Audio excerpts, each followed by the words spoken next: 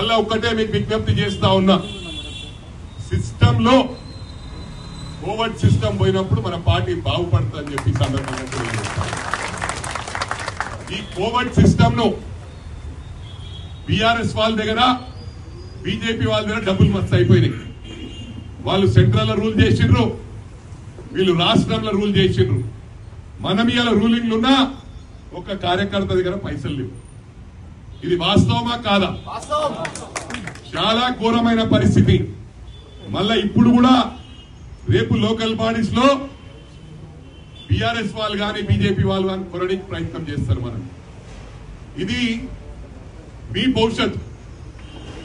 ఈసారి లీడర్లు కాకపోతే ఎప్పుడు గారు. ప్రభుత్వం ఉన్నప్పుడే, అన్ని మంచిగా ఉన్నప్పుడే సంసారం చదువుకోవాలి.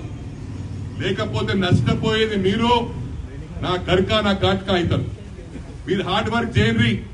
మీకోసం హార్డ్ వర్క్ చేయడానికి ఇవాళ నేను సిన్సియర్ గా పనిచేస్తున్నా. ఎవరు కోవిడ్ సిస్టమ్ చేసినా నేను బెదిరిస్తుంటే మీరు అనుకుంటున్నారే మళ్ళీ ఇట్లా అంటుండని. మీకోసమా నా కోసమా? మా ఎన్నికలు 3.5 years తర్వాత ఉన్నాయి. మరి రేపు నష్టపోయాడు తిన నిలబట్టోళ్ళు మీకెందుకు బాధ అయితే లేదని చెప్పి అడుగుతా ఉన్నా. దయచేసి మీ భవిష్యత్తు దృష్టిలో పెట్టుకొని మ్యాచ్ ఫిక్సింగ్ కాకండి. దండం పెట్టి చెప్తున్నా. ఇది ఇక్కడ కాదు, రాష్ట్రంలో మొత్తం కూడా ఇంకా బీఆర్ఎస్ మేము అధికారంలో ఉన్నామనుకుంటున్నారు.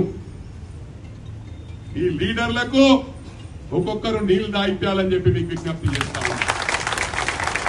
ఇవాళ కౌంటర్ ఎవరు ఇస్తలేరు. వాళ్ళు పడగొట్టింది ఏమి అడుగుతున్నా.